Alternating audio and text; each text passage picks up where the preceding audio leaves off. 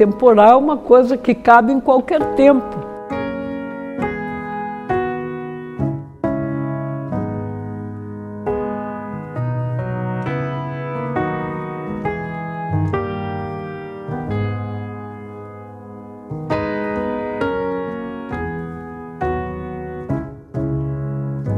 Fora do tempo, é além do tempo, é antes do tempo, é depois do tempo. Isso para mim é o atemporal.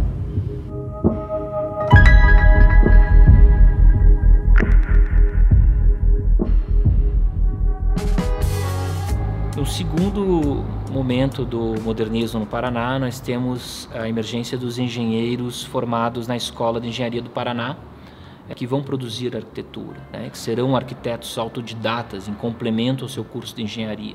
Para destacar dois nomes, nós temos o primeiro ali que aparece, é Lolo Cornelsen, Ayrton Lolo Cornelsen, que era uma figura um tanto radical em termos de ideias, criativo, sempre numa postura de contestação do status quo, e que ele vai produzir algumas residências com alguma influência da arquitetura de Le Corbusier.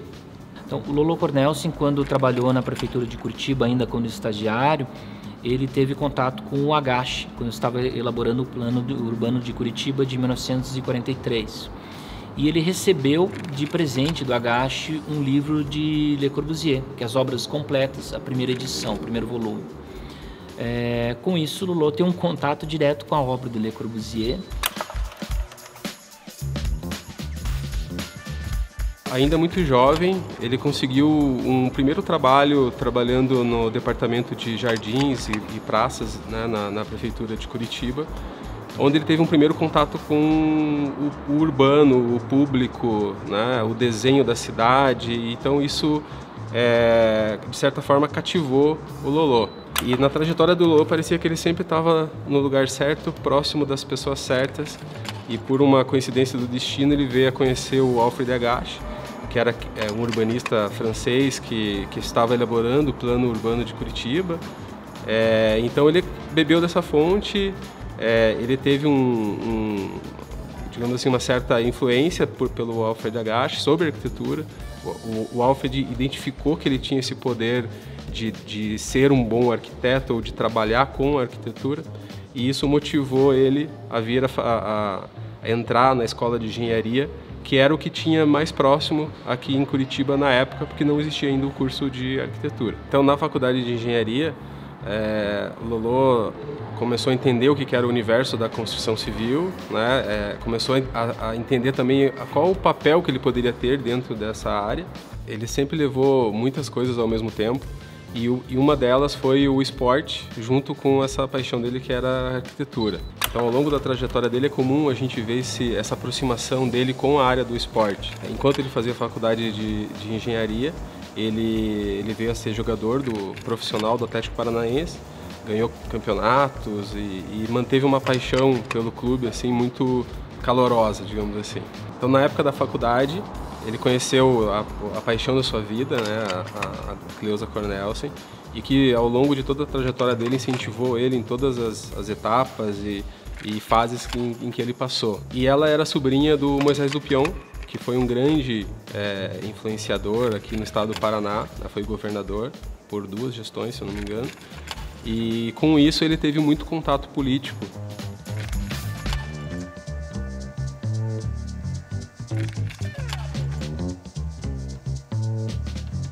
Lolo participou do concurso de projeto para o Teatro Guaíra aqui em Curitiba. Foi um momento de uma efervescência autoral da arquitetura que a gente teve, onde tivemos propostas clássicas, propostas mais arrojadas, e Lolo fazia parte desse grupo das propostas mais arrojadas, né, propostas mais disruptivas, assim como o Rubens Meister, que veio a ganhar depois a obra em si. Lolo teve contato com um colega, um amigo, que trabalhava no ramo imobiliário e era corretor de imóveis, fazia negociações imobiliárias, e esse amigo questionou ele, provocou ele a fazer o projeto da casa dele. E aí Lolo teve total liberdade para projetar, para poder pensar e propor o tipo de arquitetura que ele imaginava, e assim nasceu a Casa Belotti.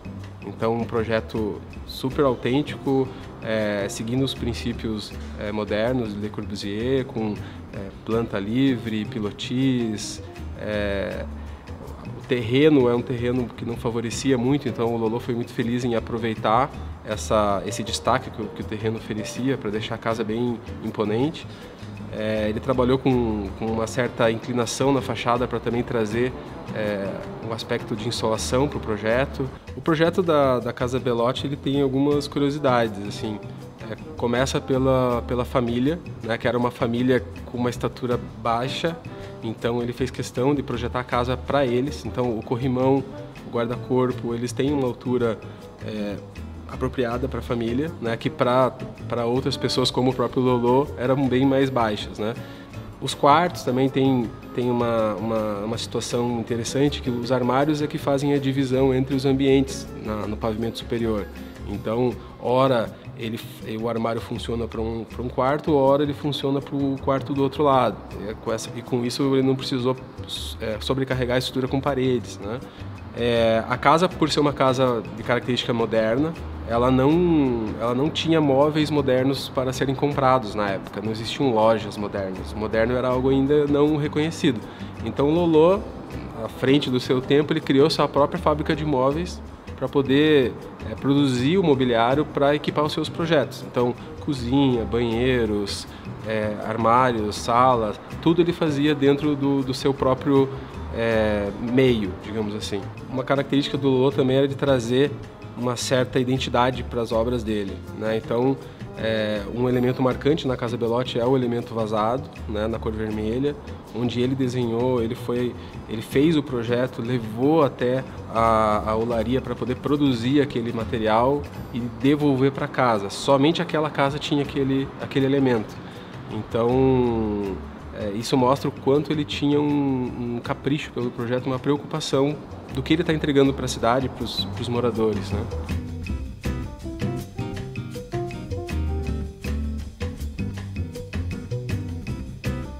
A sala de estar é a sala, vamos dizer assim, de maior agrado, inclusive das pessoas que vêm visitar aqui, se interessam muito por esse espaço, porque ele é muito integrado com o jardim frontal, através de portas e janelas, como da parte de trás. O atual estado da residência Belotti, ele, por ter se tornado uma unidade de interesse de preservação do município de Curitiba, ele foi restaurado conforme o projeto original. De modo que as alterações feitas por proprietários a seguir, dos primeiros, foram retiradas, né? E ela se tornou assim exatamente como ela foi projetada. A casa ela está tão bem posicionada em relação à rua, em função do terreno, que o terreno é elevado em relação à rua, de modo que o jardim ele cria um certo anteparo, assim, em relação ao imóvel, produzindo uma privacidade para quem está aqui dentro. E ao mesmo tempo tornando agradável pelo fato de existir o jardim na parte frontal. As pessoas que vêm aqui não têm pressa de ir embora. Elas acabam querendo ficar o maior tempo possível convivendo nesse espaço. Veja, esta casa, ela tem todas as características de um projeto atemporal. Quando os visitantes vêm aqui, às vezes eu indago, você imagina quando é que foi feito isso? Ou mesmo a pessoa às vezes quer dar um palpite, essa casa é dos anos 60, outro não, é dos anos 70. Então o próprio visitante, ele não consegue fazer uma precisão da data em que ela foi projetada, que não é nenhuma dessas duas que eu mencionei, e sim 1953. Né? Então, em 1953, esse projeto ele se tornou revolucionário aqui em Curitiba, ele quebrou vários paradigmas de construção e se tornou atemporal. Os revestimentos cerâmicos da cozinha e dos banheiros, a maioria das pessoas também usaria eles ainda hoje, né? Pelo desenho e por não ter uma data. Né? Esses são dois pontos bem característicos. Os pisos frios, todos eles são em mármore. A escada é em mármore, né? Foi utilizado o mármore Paraná, também mármore Carrara. Então, esse mesmo corretor, né, ele gostou muito da obra, gostou tanto que ele vendeu. Então, ele vendeu, teve pessoas interessadas e por trabalhar na hora ele viu o valor e já endereçou para o Lolo uma segunda obra. O Lolo já fez uma outra obra depois, no terreno atrás, que a gente considera como a B-Lote 2. E depois ele vendeu essa segunda obra e ficou com solicitou uma terceira obra. Então, o Lolo teve a oportunidade de projetar ali 3 casas para uma mesma família. Então, ele pôde experimentar arquiteturas e estéticas diferentes, né, nesses 3 casos. Além da casa B-Lote, o Lolo também projetou a casa Marcos Axelrod, que é uma casa bem imponente na Avenida Nossa Senhora da Luz, onde ela tem 2 grandes pórticos bem desenhados e que muitos associam a figura de um ferribote, até pela aproximação que ele teve posteriormente com a área, né, dos transportes, das estradas. Então, na década de 50, o Lolo projetou várias casas, todas com esse traço mais linear, moderno, funcional. E tem uma casa que o Lolo fez um pouco depois, que quando ele já conheceu o Rio de Janeiro, ele teve uma passagem pelo Rio de Janeiro, a casa Henrique Wolff. Ela fica elevada e ela tem uma sensação que ela está flutuando na paisagem com uma grande esquadria em vidro, que era algo muito da cultura da arquitetura carioca, né? De você ter esse panorama da paisagem, essa relação mais do dentro para fora. Então o Lolo teve várias fases, né? Uma das fases foi essa transformação moderna, onde ele teve essa liberdade de criar casas e numa escala muito familiar. Numa segunda fase ele conseguiu entregar um pouco da sua engenharia, digamos assim, para o estado do Paraná, onde ele foi diretor do DR. E nessa função ele foi responsável por várias obras importantes para o estado, como o ferribote, como a rodovia do Café, como a pavimentação de estradas ligando cidades entre a capital e o norte do estado, possibilitando o desenvolvimento econômico, o movimento da economia, a recuperação da Estrada da Graciosa. Então, são várias obras que colocam o Lolo como uma figura desbravadora e que ajudou o Paraná a crescer economicamente. Nesse momento mais político da carreira do Lolo, ele teve a oportunidade de desenvolver grandes obras também para o esporte. Então, ele foi autor de projetos de estádios, de projetos de autódromos, né? Um deles é o Autódromo de Pinhais, um dos estádios foi o Couto Pereira. Um pouco mais para frente, ele fez o projeto do Autódromo de Jacarepaguá, que dentro de um cenário nacional tinha uma relevância internacional, né? Então, a partir desse projeto, ele foi convidado por uma empresária portuguesa a fazer um desenvolvimento de um projeto turístico em Portugal. Em relação à nossa ida para Portugal, foi uma surpresa, como tudo com o Lolo. O Lolo foi convidado para fazer o autódromo do Estoril pela dona Fernanda Pires da Silva, porque ele tinha feito o autódromo do Paraná e tinha feito já o autódromo do Rio de Janeiro, de Jacarepaguá. Aí ele foi convidado e ele chegou entusiasmado com essa ideia. Nós morávamos no Rio de Janeiro e ele disse: olha, preparem as malas que nós estamos indo morar em Portugal. Eu não queria ir. Eu estava no Rio com meus amigos, com o namorado, com tudo, não queria ir. Então eu fui totalmente contra a minha vontade. O pai, ele estava sempre trabalhando, porque sabe que a vida do Lolo era trabalho e a família. Ele não era um homem assim, de muitos amigos, receber em casa, ele nunca gostou. Ele gostava de receber pessoas que fossem lá para conversar de trabalho. Então, Lolo aproveitou o momento que ele vivia de muita conturbação política e em relação à ditadura militar, e aí ele falou: vou para Portugal, vou ter uma nova fase, e as ideias do Lolo lá foram muito bem aceitas. Então, tudo que ele tentou implantar em cidades menores como Curitiba, o próprio Rio de Janeiro, onde esse projeto do autódromo sempre estava associado a um complexo turístico que fazia ter mais sentido para o negócio. Então, era um cartódromo, era um autódromo, era um hotel, a economia fazia um ciclo e o aspecto turístico para a cidade também acabava funcionando. E ele não teve sucesso em fazer isso nem em Curitiba, onde ele propôs que o estádio do Couto Pereira tivesse um centro comercial. Ele não teve sucesso no Rio de Janeiro, quando ele tentou que o autódromo também tivesse outros atrativos. E a Fernanda Pires, uma empresária portuguesa, deu toda essa liberdade para ele, onde ele foi praticamente a estrela principal do complexo de Estoril, onde ele pôde desenvolver o autódromo, o complexo hoteleiro. Existia uma rede hoteleira chamada Holiday Inn, que era muito famosa no mundo todo, com várias unidades, e nessa unidade de Estoril ele foi o responsável.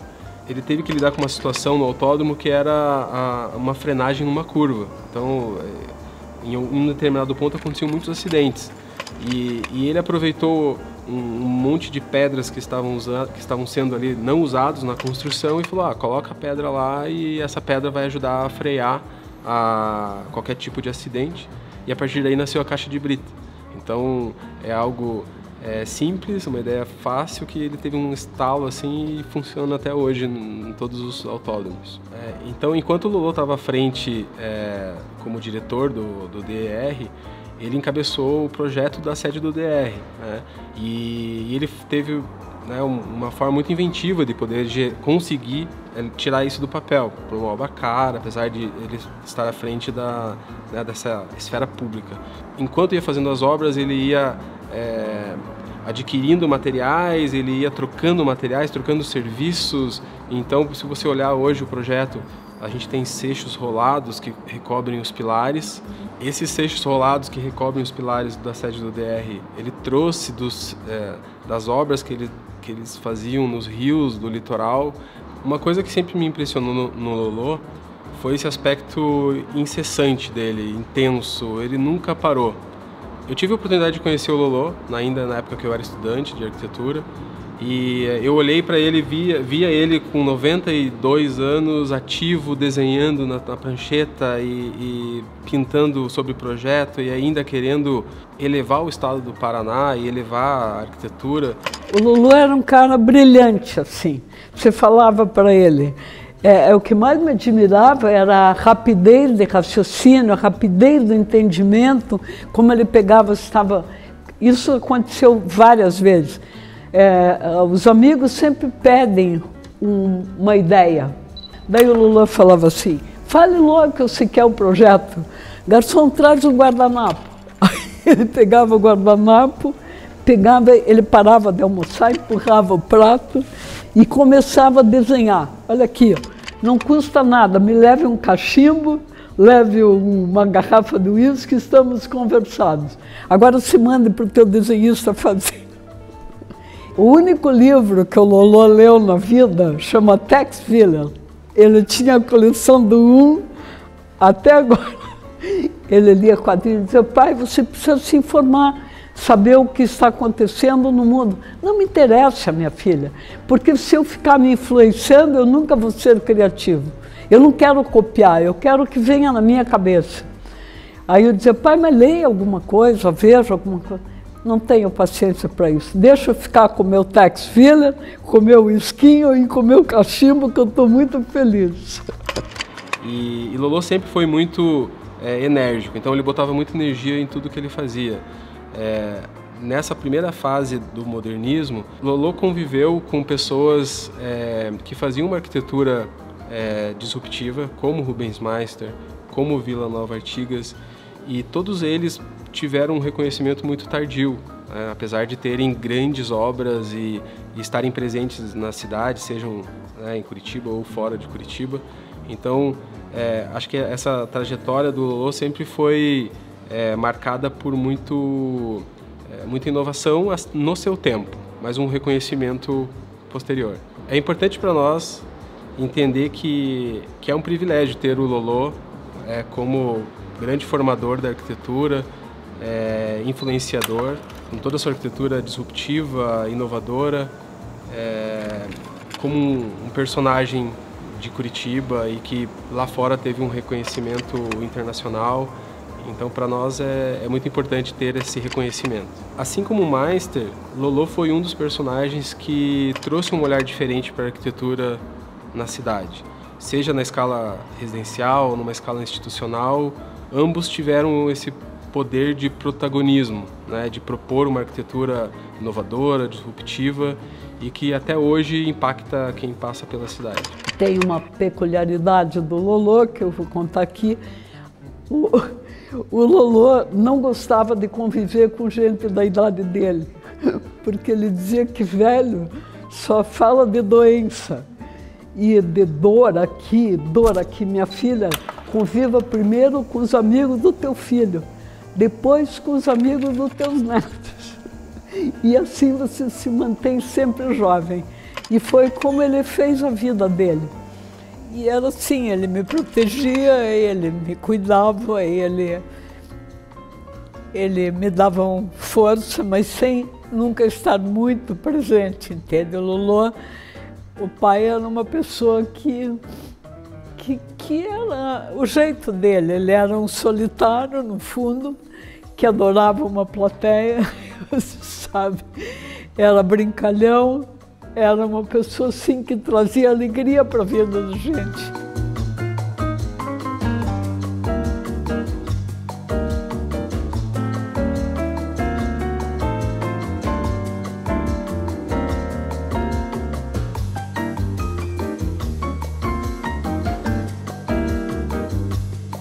Rubens Meister é um descendente de imigrantes alemães, né, um curitibano, né, dentro desse mosaico de imigrantes, que faz a sua formação também em engenharia civil, é muito amigo de Romeu Paulo da Costa desde os tempos de colégio, e a partir de 1947, 48, eles participam de alguns concursos, ganham o concurso do Panteão da Lapa e também o concurso daí o próprio Rubens, do concurso do Teatro Guaíra, no contexto das obras de comemoração dos 100 anos de emancipação do Estado do Paraná. O Rubens Meister, ele se torna, vamos dizer, a prata da casa dos arquitetos. Nós temos um professor dentro da cadeira de arquitetura anterior a ele, chamado Eduardo Chaves, né, que projetou o Castelo do Batel, entre outras obras bastante requintadas da capital. Com o afastamento e a morte de Eduardo Chaves, Rubens Meister toma esse lugar ao longo da década de 50. O Meister, ele tem uma característica interessante nas obras que ele vai fazer mais tarde, a prefeitura, entre todas as obras que a gente vai encontrar, que ele pensava a arquitetura para envelhecer bem. Desde obras como o Teatro Guaíra, o Rubens Meister, ele pensa a arquitetura para envelhecer bem no tempo. Então nós vamos encontrar uma reflexão muito profunda acerca dos materiais utilizados, como as pedras, como as argamassas, como o alumínio, materiais que a gente olha para a fachada do Guaíra e percebe que eles ainda são atuais, né, e por serem atemporais. O Meister foi um grande mestre da arquitetura, né, e a partir do final da década de 50, ele passa a organizar a criação do curso de Arquitetura e Urbanismo da Federal do Paraná, mas ele acaba sendo afastado pelos arquitetos que chegam, que não o reconheciam como arquiteto, e sim como engenheiro civil, e havia uma difusão da arquitetura no Brasil todo, né, inclusive em Curitiba, na criação desse curso, que queria justamente criar uma nova identidade para a arquitetura que não estivesse vinculada aos cursos de engenharia civil. Assim que ele se formou, ele teve uma primeira oportunidade de trabalho, foi chamado para fazer um edifício pequeno, voltado para a parte comercial. Era uma loja de artigos de malhas e lãs no centro de Curitiba, próximo à Praça Tiradentes, chamada Casa Renault. E até hoje essa edificação está lá, é uma casa super interessante assim, na sua arquitetura, com cobogós aparente. É uma casa que ela, no seu último pavimento, tinha a residência do proprietário, então ele tinha um programa tanto comercial quanto residencial, e também um pouco chocante para quem passava e não entendia aquela arquitetura. Então esse foi um primeiro projeto. Depois ele já foi chamado para participar de grandes projetos, e aí muito por conta dessa influência dele como professor, que ele veio a ser depois de se formado engenheiro, então ele assumiu uma cadeira de professor na engenharia. Com isso ele começou a projetar como ele estudava, né? Então ele começa uma arquitetura muito mais quebrando paradigmas, né? Com grandes vãos, uma estrutura modular mais racional, simétrica, e isso ele começa tipo, a trazer para as obras dele. Logo cedo, o Meister trabalhou em alguns escritórios de algumas construtoras, já fez projeto.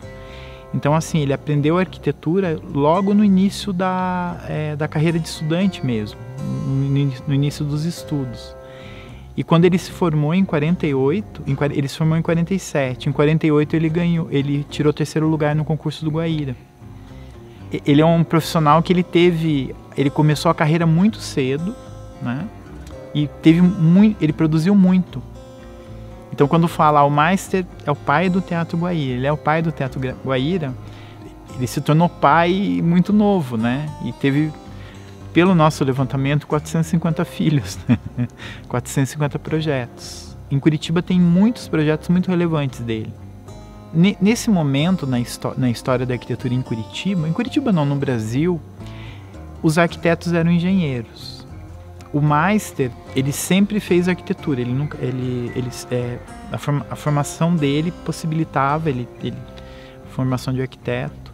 E os primeiros projetos dele, ele trabalha com acústica, né? Então, ele fez o Guaíra sem viajar, sem conhecer grandes teatros.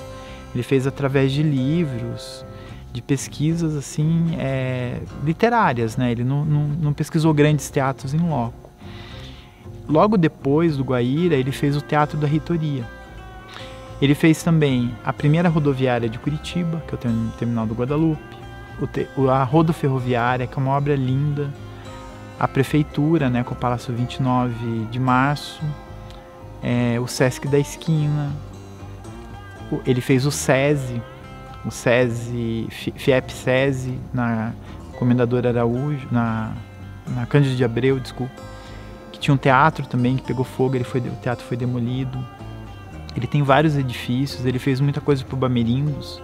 Ele tem um banco Bamerindos na Rua 15, que é uma obra linda. Uma característica, talvez, é difícil, porque é uma produção dinâmica, né? E o que é interessante, ele não é escravo do sucesso, né? Por exemplo, ele não fez um estilo... Tem arquitetos, né, que quando fazem uma obra e a obra repercute muito, ela se repete. O modo de fazer plasticamente, as soluções se repetem. E ele era muito experimental, então você não tem outro Teatro Guaíra, né? Por exemplo, ele fez logo depois, nos anos 50, o Teatro da Reitoria. Qual a relação que tem as duas obras? Alguns pesquisadores falam, o Guaíra, o arco do Guaíra é inspiração no Corbusier. Não, o arco do Guaíra é para vencer um grande vão. Você tem uma caixa de palco, você tem que ter uma grande altura. Qual a solução? Não é uma solução plástica, é uma solução técnica, né? Então, eu acho que talvez a gente possa falar que ele tinha uma racionalidade no projeto, né? E não era preso na própria obra. É bem interessante isso também da maneira projetual dele. Por exemplo, a rodoviária, você fala, um prédio brutalista, né? Mas era uma coisa que tinha que ser construída rápido, né? Ele tinha pouco tempo. Ele fez uma modulação e o prédio surgiu, né? Mas esses grandes marcos, né? Ele concretizou uma paisagem moderna mesmo. A arquitetura moderna em Curitiba era meio inevitável acontecer, né? Uma capital. Mas o interessante do mais é que ele produz isso antes de ter um curso de arquitetura, né? Que ele ajuda a fundar também. Mas assim, nos anos 50, se a gente pegar as obras dos anos 50 e início dos anos 60, a quantidade de obras do Rubens Meister era muito grande. Obras públicas e algumas privadas também. Mas esse cenário moderno, ele já acontece nos anos 50. O Guaíra, essa materialidade que ele tem, ele é de 50. O Guairinha é inaugurado, se não me engano, em 54. Mas o arco, a plateia, ele foi inaugurado depois nos anos 70, né? Eles não conseguiram finalizar. Mas a materialidade dele já estava pronta. Era um marco muito forte. Nenhuma cidade estava fazendo um teatro tão grande, né? Depois, logo subindo, você pega só o eixo da 15, né? Você tem... É uma obra posterior, né? O Palácio Avenida. Daí tem o Edifício Avenida, que é anos 60, que é um edifício bem importante também. Daí você tem o Guaíra, você tem a universidade, né? Paralelo a isso, né? Você tem alguns edifícios na Marechal, que é dele, a rodoviária um pouco mais abaixo. Então, assim, na área central tem muitos edifícios dele. No eixo da Cândido Abreu tem a prefeitura, o SESI. Então, ele materializa uma paisagem moderna, né? E uma coisa interessante, o Guaíra, a concepção dele é de 48, né? Do concurso. Ele era para ser inaugurado em 54. Então, assim, o projeto é 52, mais ou menos. A Universidade Federal do Paraná, essa materialidade que tem hoje, ela é de 53, 54. Então, a concepção do Guaíra é mais velha que a universidade. Porque a universidade era um outro edifício, né? O prédio histórico da universidade. Era um outro edifício que foi reconfigurado. Então, assim, é bem interessante isso, porque o Guaíra, ele permanece atemporal, né? Ele tem marca do tempo, né? Mas é um edifício, assim, digno, antigo e digno, né? Mas ele é atemporal. E a universidade, quando você fala isso, não é possível. A universidade, ela nasceu... essa materialidade dela, eu achava o prédio anterior muito mais interessante, só que ele teve que crescer e eles fizeram esse frontão neoclássico, a escadaria. É um prédio importante para a cidade, né? Mas ele é mais novo, né? Ele nasceu velho, né? O Guaíra nunca será velho, a universidade nasceu velha.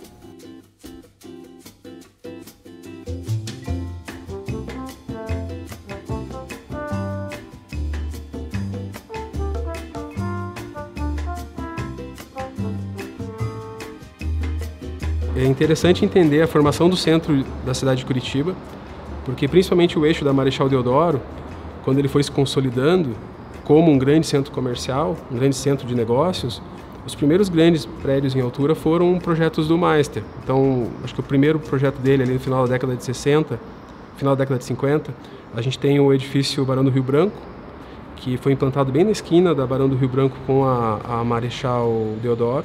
É um projeto formato retangular, quadrangular, com estruturas bem definidas. Você olha para o prédio e vê um modernismo muito bem definido e ele fica na paisagem, né? E depois você vai ver a Marechal e o centro da cidade com outros projetos desse mesmo porte e que também são autoria dele, em outros pontos estratégicos. Então, depois do edifício Barão do Rio Branco, ele foi autor do projeto do edifício Avenida, que fica hoje em frente ao Palácio Avenida, um projeto também com a finalidade de receber negócios, espaços bancários, esse ambiente mais corporativo, e que esses projetos acabaram recebendo muito uma demanda e fortalecendo o centro. Então, as pessoas queriam vir para o centro, precisavam de loja, precisavam de salas comerciais, e eram esses prédios os que causavam essa densidade, né, e ajudavam a alavancar serviços, comércios da região. Então, a gente pode dizer ali que eles são pulmões do centro, né? Um projeto interessante até no próprio edifício Avenida é que o Rio Ivo passava por baixo dele, né? Passa ainda por baixo dele. Então ele teve toda uma complexidade de soluções estruturais para poder fazer com que ele aproveitasse o terreno e ainda assim mantesse a integridade do rio que passava embaixo, que passa embaixo. Então você tem esses desafios aí, né? E o Rubens Meister soube enfrentar. Outro edifício emblemático do centro também é o edifício Atalaia, que também fica próximo ao edifício Barão do Rio Branco. Ele já tem uma disposição mais retangular, já não é tão quadrada a planta, mas ele também tem a marcação das linhas horizontais, o sistema modular, pele de vidro, que era uma das características do Rubens Meister, né? Esse padrão miesiano, né? Da repetição e de você olhar o produto e entender, olhar o edifício e entender ele como um todo, e não ver ele só fragmentado, né? Você ter uma relação, ter a identidade do edifício. Outro projeto do Meister é a sede da Caixa Econômica, né? A sede da Caixa Econômica fica em frente à Praça Carlos Gomes. É um projeto que foi pensado para atender realmente como sede da Caixa Econômica. Então ele tem lajes amplas, para poder ter uma multifuncionalidade do dia a dia. E além disso, acho que a cereja do bolo do projeto é o auditório na cobertura, né? Então a gente está falando da década de 60 para a década de 70, onde a ideia era descentralizar um pouco os eventos e você ter isso mais próximo, né? Então você ter isso na laje do seu edifício tornava o edifício mais vivo, com um programa maior, mais abrangente do que só a parte funcional, né? Então esse foi um ponto vencedor aí do Meister.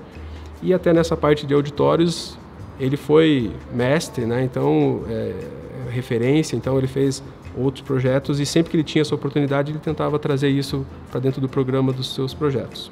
Por último, um projeto que eu considero bem importante na carreira do Meister é a requalificação, a reciclagem do Palácio Avenida, que por muito tempo ficou ocioso, abandonado. É um prédio que a sua casca, né, faz parte do tombamento da Rua 15 de Novembro e que ele conseguiu dar um novo uso e ressignificar o espaço atendendo o Banco HSBC, né, na época Bamerinos, e que hoje atende o Bradesco, né? É muito importante que a gente conheça as obras do Rubens Meister, né? Uma para entender um pouco do trabalho dele, a sua trajetória, e a outra para compreender um pouco da cidade que ele ajudou a construir, né? Seja com projetos institucionais de grande porte, sejam com edifícios que tornaram parte da paisagem da cidade. Então, com certeza, é um grande legado que ele deixou para a cidade. Então, é importante falar que o Rubens Meister foi o autor de grandes projetos na cidade e que muita gente não tem ideia, né? Nós temos a rodoviária, nós temos o Centro Politécnico, nós temos o Palácio 29 de Março, nós temos o Sesc da Esquina. Então, são prédios que todo mundo conhece e que tenha o mesmo autor. Então, isso é muito interessante que as pessoas não conhecem. E quando você passa a conhecer, você começa a ter uma relação nova com a cidade. Porque aí você começa a criar e entender o rastro da paisagem e isso faz mais sentido para quem mora nela. Para falar de Rubens Meister é sempre uma responsabilidade, né? Porque falar de Rubens Meister é falar de Curitiba. Boa parte dos equipamentos e dos grandes prédios que a gente vê na cidade hoje são do Rubens Meister. Muita gente não sabe disso.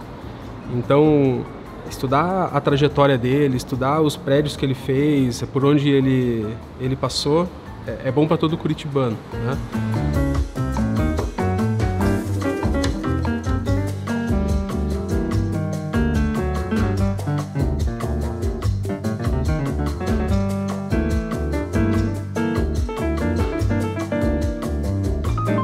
Bom, a própria palavra já diz, atemporal é uma coisa que cabe em qualquer tempo. O Lolô é atemporal. Essa casa cabe hoje, vai caber daqui 100 anos, vai caber quando for. A palavra não tem muitos derivados, vamos dizer assim. Para mim, atemporal é isso, é fora do tempo, é além do tempo, é antes do tempo, é depois do tempo. Isso para mim é o atemporal.